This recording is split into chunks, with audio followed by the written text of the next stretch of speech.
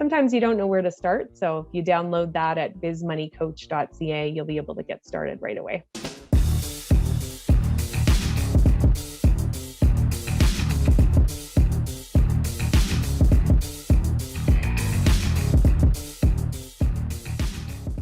Hi, I'm Terrell Turner, the host of the Business Talk Library, and today I have a great guest on, and we're going to talk about getting financially fit.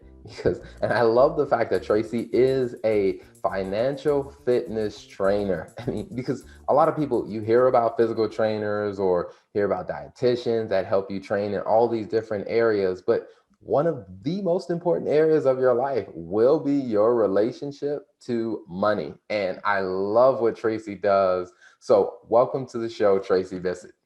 Thank you so much. I'm really excited to be here. Absolutely, absolutely. It's a pleasure to have you.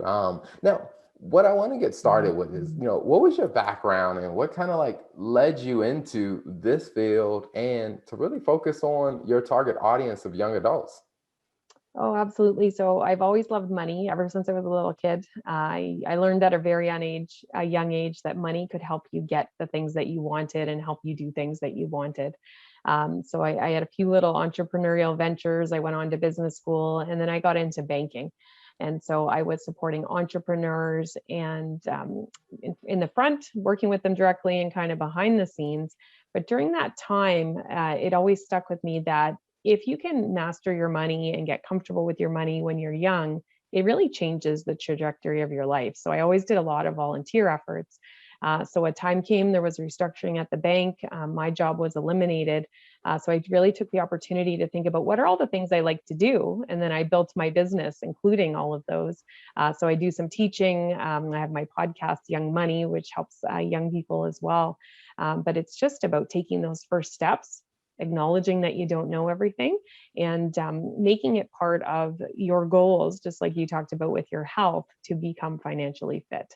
And so if you can get that in your mind as it's one of your priorities and your goals, people can have a lot of success. Awesome. So when you first started off, I mean, what kind of led you to the idea of coming up with the term, a financial fitness trainer? So a lot of people talk about financial literacy, and to me, that always had a negative connotation. I used to use it, and we would do financial literacy training. But as soon as you say that, somebody steps back a little bit, they get defensive, they get their back up. What do you mean I'm illiterate? Nobody wants to start from that place. So if we talk about financial fitness from the positive, building from wherever you are, akin to physical fitness, we could be taking that first step off the couch, walking around the block. We're going to start exercising. Let's start learning about different types of bank accounts, very basic types of investments, things that we can do. Or we could be training physically for a marathon. And then on the flip side, financially, we could be training to be a really sophisticated investor. So we can be anywhere in between on this financial fitness spectrum. And wherever you are is where you start. And that's the right place for you. And we want to take positive movements each day moving forward. So increasing our knowledge, trying different things. But we can only go as fast as we can. We don't need to worry ourselves about trying to keep up with other people. No, I think that is amazing. And I would say, as one that's worked out with a couple of trainers before, one of the things that I always appreciated is where the trainer starts off with like, let's get an idea where you are today. And then let's kind of figure out like, okay, all right, what's the next step? So where do we need to go next? So when it comes down to that, do you find that, people typically have a good idea where they are today, or are people usually disconnected from the reality of where they really are financially? There's generally a large disconnect to generalize. A lot of people, they tend to say that's math. I don't know math. I'm not good at math, or I don't do numbers. I don't need to worry about that. Someone else is going to worry about it. So a lot of times it's bringing attention to why it's important for them to know. So if you can kind of link where you are today and where you want to go to, hey, that's you in the future. You're really helping yourself versus this unknown person that you're saving for. You've got to create the linkage so that sometimes when there is sacrifice in the short term, and I'm not a huge advocate of like scrapping everything and sacrificing everything for future you. But you want to have moderation so that you can accomplish the goals that you want. And most importantly, it's important to set the goals that are important for the person, for the family, so that they are reaching what is important to them. It may not be important to have a big house and 3 cars. Maybe they want to be going on trips annually. And so you've got to save to go on a trip. And so making sure you're actually using your money to accomplish the things that are important to you, your family, your lifestyle, and don't get distracted by other people. Social media is brutal at encouraging people to want things they don't want. They get in this kind of comparison cycle, and it's not healthy for anybody. So if you can stay focused on what makes you happy, save for those things, and then you're going to be really happy in your own life.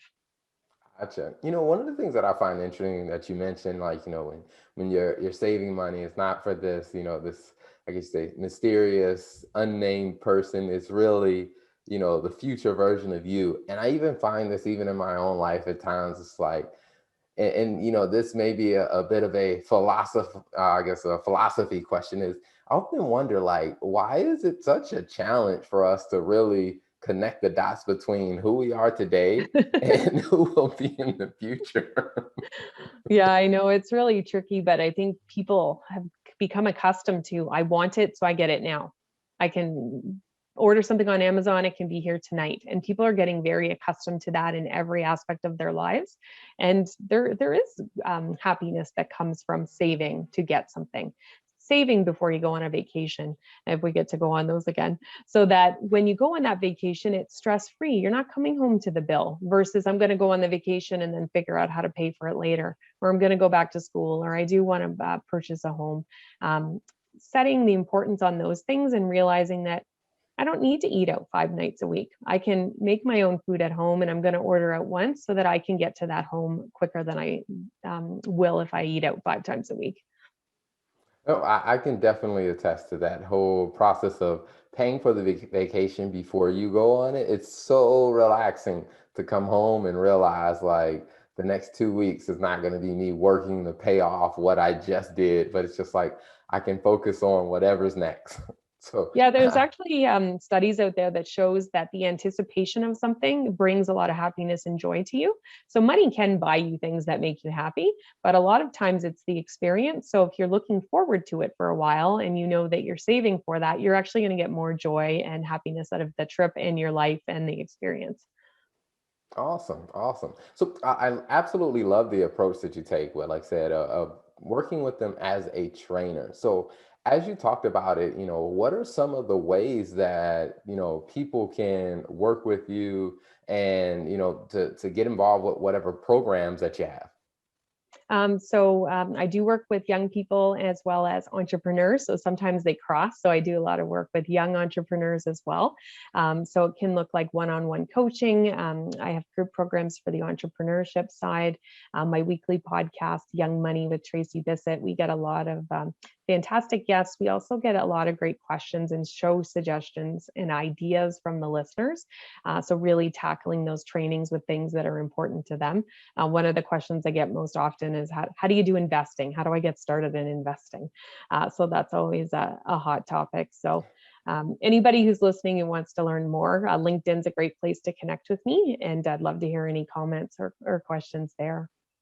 Gotcha, gotcha. So one of the questions I'm interested in is, when you think about kind of the business side of what you do, what was that like in, building a business around, like I said, this passion and the skill that you have to help people navigate kind of their financial journey? What was that like building the business side of it? So it was really fun. It is definitely a lot of work. I used to work a lot when I was in corporate at a bank, and I didn't think I could work more than that, but it's possible. But when you're building something that you love, it's a little bit different. Important to always keep your eye on the money. So because of that is my background, that part came naturally. But staying in touch with your customer, figuring out what are the different iterations, how might I do it, how am I actually going to be able to help someone and make money, because this isn't a charitable organization. We do give money back through our scholarship fund that we have, Young Money, but the goal is our for-profit business. So it's going from being an expert at 2 things to now I've got to wear 50 hats. And how do I do that? And so I've got to create new connections. I've got to build out my network, ask to help me, which is hard when you like doing things by yourself and you're used to doing things that way. So it was a good learning experience, and I'm always learning. That's the part I especially love about business, is that you can always be learning, improving, growing, finding new ways to reach people, to help people, especially with technology, which is amazing. Awesome, awesome. So now, one of the questions I always like to ask every guest that comes on, I mean, when you think about, the area that you work in, and you think about your business, and, you think about your audience that you serve, you know, what's two pieces of advice that you usually give to people about, hey, here's some advice when it comes down to staying or getting financially fit? Number one, it is never too late to start, because some people will say, no matter what age they are, I'm too old. It doesn't matter. It always matters. So it's never too late. So get started today. The second is, we are on a journey, this financial fitness journey. We can only learn so much at one time. We want to take one step in front of each other and move forward every day. There's going to be times we make a misstep. So you need to have patience and kindness for yourself. Except if you made a mistake, get back on the path. So, because a lot of people, if they, just like a diet, they eat some cookies or some snacks, oh no, they blew their diet, they don't go back on. We're going to make mistakes. We're all human. So acknowledge it, don't make it again, get back on the path and keep going on the journey. And if you get started and you stay the course, you're going to have a lot of success.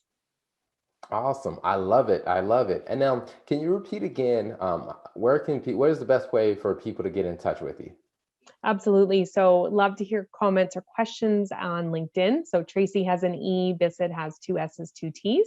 And if anybody's looking to just kick things off, to get started with kind of a money meeting agenda, I do have a gift for your audience that they can download. And so it works well personally as well for anybody who might have a side hustle, or they're into entrepreneurship, and they can grab that money meeting agenda at bizmoneycoach.ca. And that's just in that vein of having a routine, staying on the path to financial fitness. Sometimes you don't know where to start. So if you download that at bizmoneycoach.ca, you'll be able to get started right away. Awesome, awesome. And then also for your podcast, the Young Money podcast, what days do you release, or what should people search for when they're looking for that podcast? So if you search Young Money with Tracey, it will come right up. We've been podcasting strong for over 3 years. We air a new episode every single Tuesday. And again, if you're reaching out to me, love to hear ideas for show suggestions, because we're very proactive and responsive to our audience, because we want to bring content that people are interested in, things they have questions about. And we often feature young people as well, because our audience likes to hear from each other, the good, the bad, things they can do differently. As well, we also feature a lot of guests and experts who can share tips with them. Awesome. That is amazing. Well, Tracey, thank you so much for taking the time to come on the show, to talk about your business and the great work that you're doing as a financial fitness trainer. I love it. I love it. So thank you so much for coming on. Thank you. It's been such a fun chat. Thank you for tuning in to the Business Talk Library. If you like our content, be sure to follow us on social media. And if you want to see more of our exclusive content, you can subscribe and become a member on patreon.com/Business Talk Library. Hey, the Business Talk Library is the place where business makes sense.